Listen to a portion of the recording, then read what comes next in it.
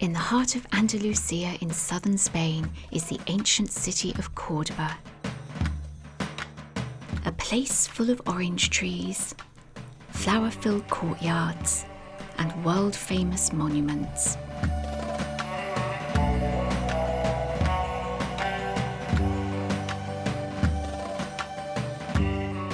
I arrived by train from Seville and walked into town through a beautiful park, a book market, and on through quiet cobbled streets towards the historic centre.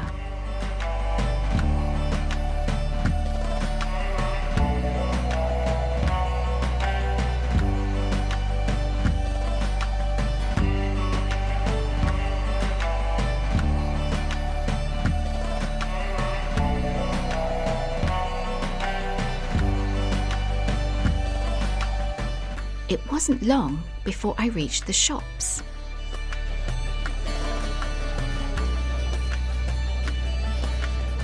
And bought myself a delicious pastry filled with pumpkin jam. I managed to dodge what Rick Steves calls the rosemary scam and made my way towards the golden stone walls around the Mesquita. It's a busy area full of tour groups and tourists, but it's worth walking around the perimeter as there are some wonderful things to see.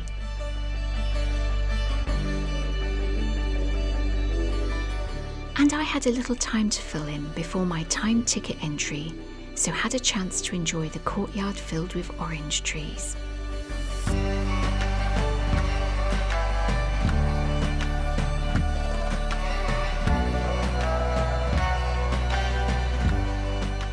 The Mosque Cathedral, or Mesquita, is a UNESCO World Heritage Site and is not to be missed.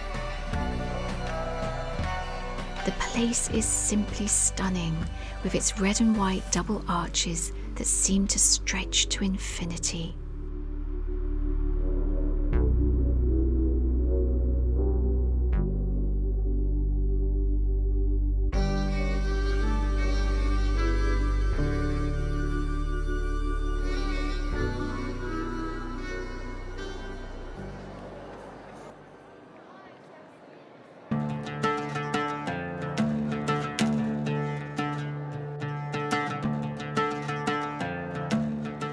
It's so much bigger than I imagined, so although there were a lot of people inside, it didn't feel too crowded.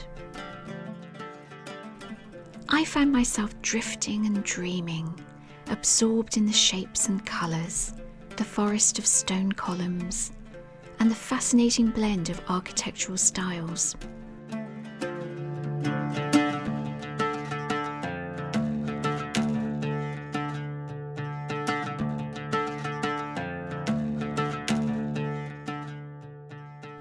Begun in the 8th century, the horseshoe arches were introduced into Islamic architecture from Visigoth art.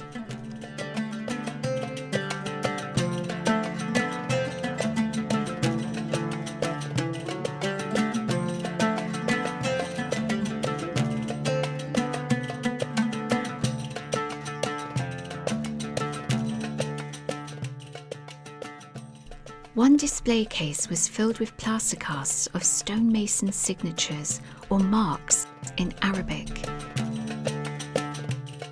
In the 16th century, a cathedral was built inside the mosque, which meant tearing down the original centre.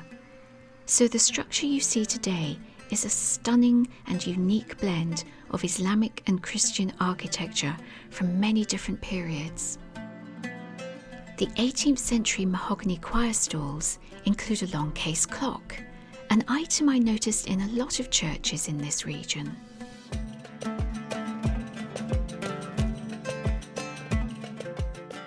From the Mesquita, it's just a short stroll to the Roman bridge, which Game of Thrones fans may well recognise as the one Tyrion Lannister crossed.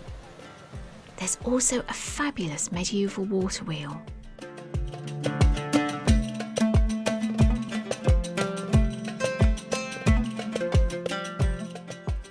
This is a great place for views back to the Mesquita and down the river Guadalquivir, which also runs through Seville.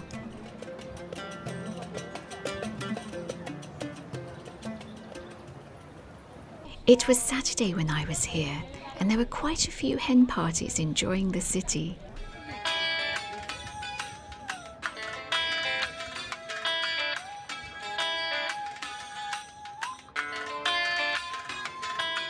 I was feeling pretty exhausted by the heat and crowds at this stage, so decided to hop on a sightseeing bus, which was the perfect way to see a lot more than I could have managed on foot during my one day in Cordoba.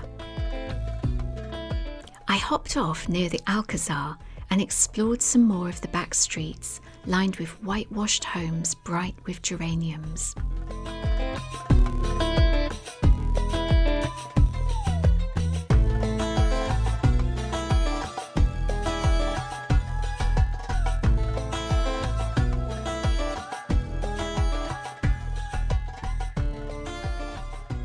My next destination was to the stunning Palacio de Viana, a gem of a place tucked away on a quiet street.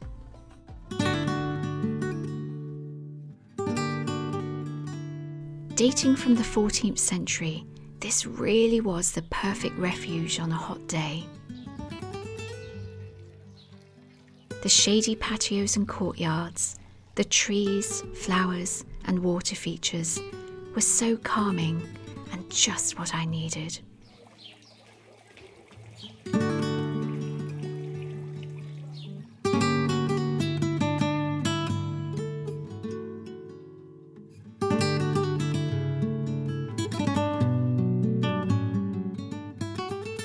Other tourists seemed to be welcoming the peace too.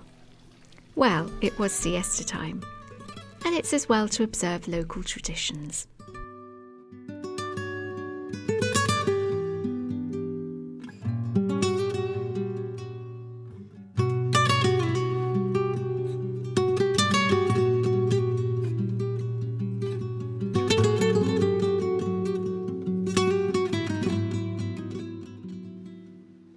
You can peep into some of the palace's interiors, but it's really all about the gardens.